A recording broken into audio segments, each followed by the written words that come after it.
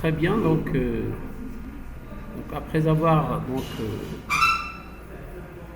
fait la création donc, de votre base, donc on a fait la création de 4 tables, donc la table client, commande, produit et idée. On a déjà fait ça là. Alors la première étape consiste à faire quoi? C'est d'établir les relations. Donc ce ne sont pas des données aléatoires, mais généralement ce sont des données liées, donc, en relation.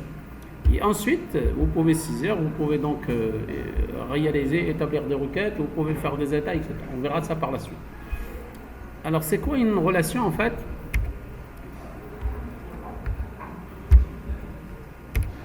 Alors une relation, c'est tout simplement une association entre deux tables. Donc, entre la table principale et la table seconde. Et bien évidemment, le principe, donc, la correspondance des données entre les deux tables se fait tout simplement en utilisant quoi? La clé primaire et la clé étrangère. C'est le même champ. C'est la clé primaire de la table principale qui passe dans une autre table, on dit c'est une clé étrangère. Alors, pour établir une relation entre les deux, on va voir ça au niveau des exemples. Alors, tout simplement, il faut bien évidemment constater la clé primaire qui passe dans une autre table et automatiquement on va se trouver avec la relation entre les deux tables, la table principale et la table seconde.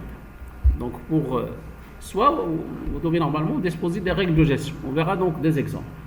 Donc soit il faut disposer des règles de gestion pour établir donc des relations entre les différentes tables. C'est la relation 1 à l'infini, 1 à plusieurs, 1 à 1. Donc Access l'interprète de cette façon, à l'infini.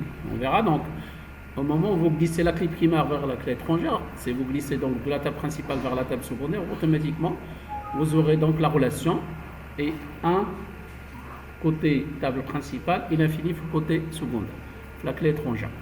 On verra donc également le deuxième type, on verra donc on va voir donc des exemples pour chaque type. Alors également il y a la relation de type plusieurs.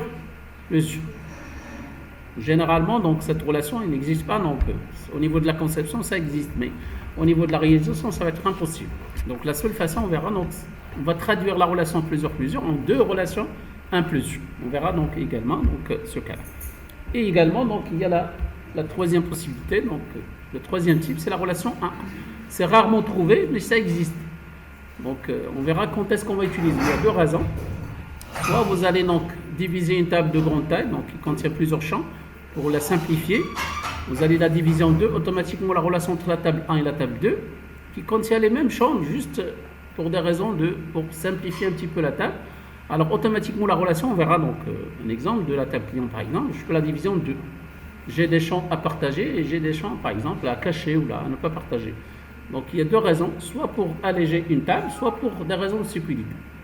D'accord? Donc quand est-ce qu'on va voir ça? Au moment donc on va se trouver avec ce cas-là, donc c'est-à-dire diviser une table en deux pour des raisons pour simplifier, soit pour des raisons de sécurité. Automatiquement, on va se trouver avec la relation 1.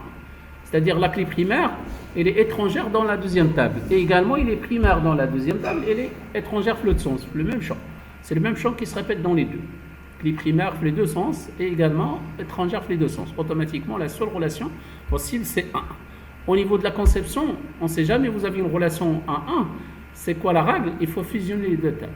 Les deux sens. Donc, soit je vais diviser la table en deux, soit je vais donc fusionner les deux tables. On verra donc, mais c'est rarement trouvé. Ce qu'on trouve généralement, c'est la relation 1 à l'infini. 1 à plus. On verra donc les exemples. Alors, je vais commencer par le premier type. Alors, c'est quoi la relation 1 à plusieurs? Il y a la plus utilisée, la plus courante, tout le temps. On ne sait jamais, on vous demande de faire les relations entre les différentes tables, vous allez tracer tout simplement un infini. On ne sait jamais, on vous demande, tout le temps, vous aurez donc la relation 1 plus. C'est quoi l'interprétation générale? La signification de la relation, si je dis 1 à plusieurs, ça signifie quoi? Un enregistrement de la table un enregistrement de la table A correspond à plusieurs enregistrements de la table B. On verra donc un exemple. Et un enregistrement de la table B correspond à un seul enregistrement de la table A. Ça, c'est l'interprétation générale. Mais normalement, à travers un exemple, on va comprendre l'interprétation générale. Un enregistrement de la table A, ça signifie quoi? Tout simplement, selon des règles. Alors, la règle de gestion, c'est quoi? C'est quoi un enregistrement de la table A correspond à plusieurs enregistrements de la table? Tout simplement, un client. Si j'ai choisi la table A, c'est la table client.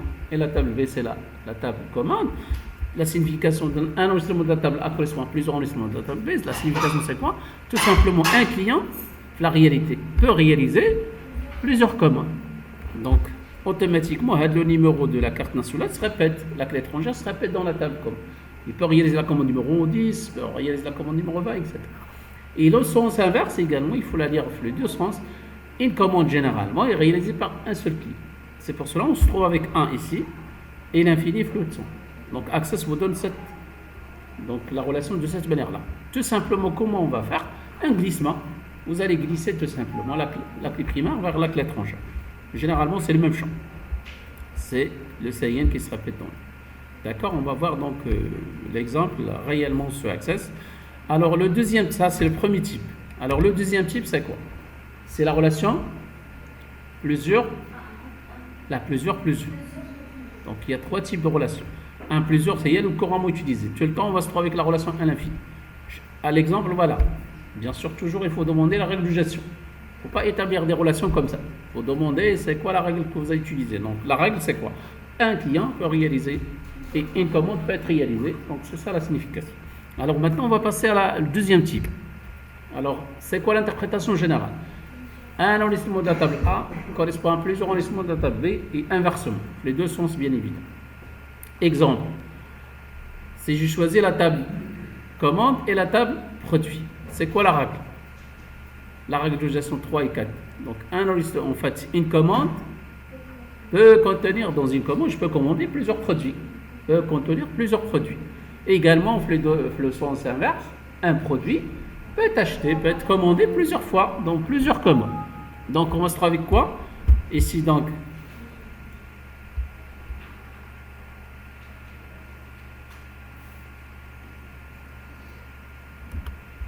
voilà. Donc, ici, donc, la relation, donc, je ne l'ai pas mentionné, ça va être impossible de la dessiner en fait. Alors, il fallait donc faire l'exemple, il faut noter, donc, c'est.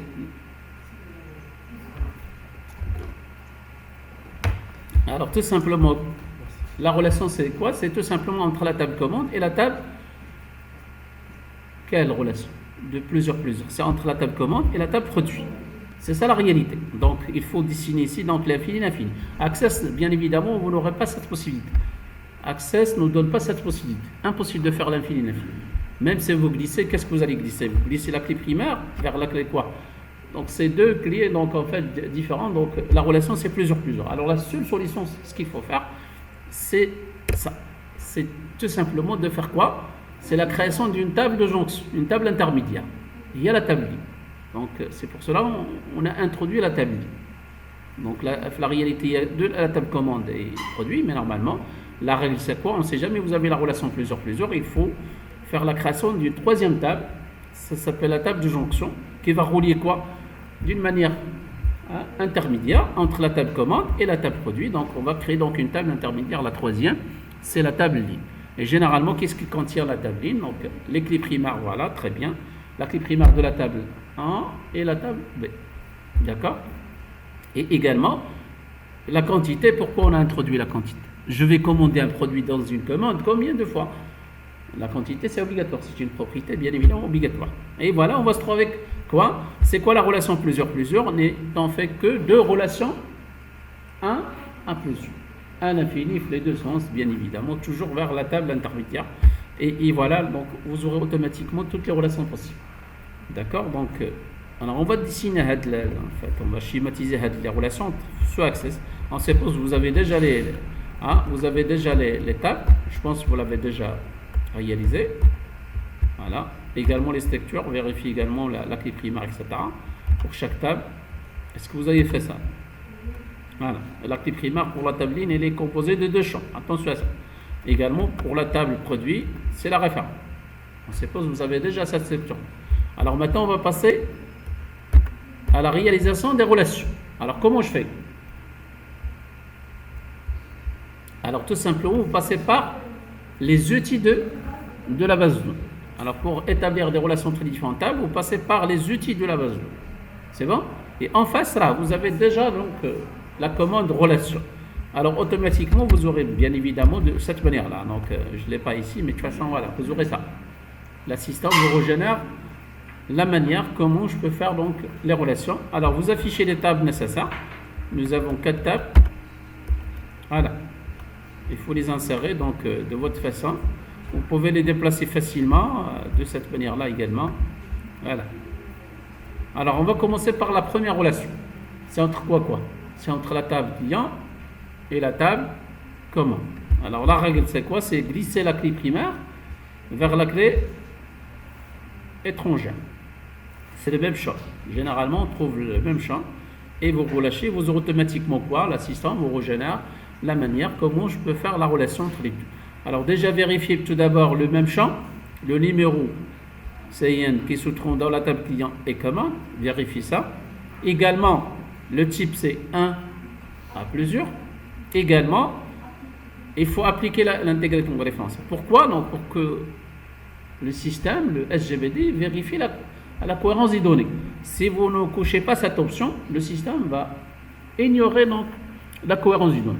Même si vous utilisez des numéros au niveau de la table commande, des numéros erronés, il ne va pas vérifier ce qui existe dans la table principale. C'est la table client. Donc obligatoirement, il faut coucher l'option appliquer donc l'intégration. C'est obligatoire pour avoir des données cohérentes. Sinon, vous allez affecter des commandes à des clients qui n'existent pas. Donc la seule façon, également on verra le cas d'effacer en cascade, mettre à jour en cascade. Si vous modifiez le numéro au niveau de la table principale, également en cascade, il faut modifier vers les autres, dans la table commande également. Et également si vous supprimez un client, et également il faut supprimer la trace en cascade. Parce que les relations c'est en cascade, c'est la relation, la table principale, la table, etc. Donc on verra ce le cas les deux options, on verra quand est-ce qu'on va les utiliser au moment où on va faire des requêtes de mise à jour. C'est vous supprimer ou la modifier. Mais pour le moment, on n'a pas cette possibilité. Ce qui nous intéresse, c'est l'intégrité donc référentielle entre les deux tables. Vous faites la création, vous aurez automatiquement la relation. Vous pouvez la déplacer à n'importe quel lieu. Voilà, il se déplace automatiquement et vous aurez votre première relation. Ensuite, qu'est-ce qu'on a également comme relation? On n'a pas une relation directe entre cette table et cette table. Donc il faut passer par la table intermédiaire.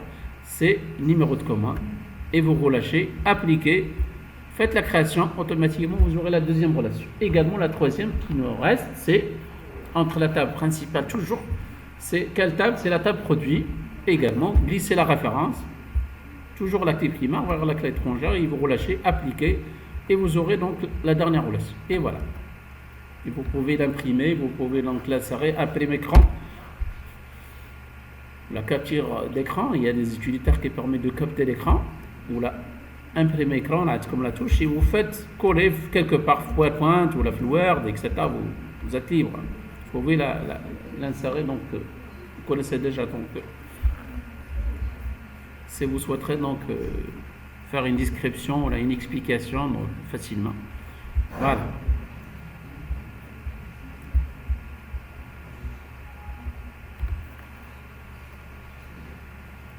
Donc, faites ça, donc essayez de faire donc les différentes relations, donc je pense que c'est clair pour tout le monde. Est-ce que c'est clair? C'est bon, vous l'avez réalisé? Je reprends? Très bien. Je reprends, je vais effacer des relations. Normalement, je sauvegarde. Santé.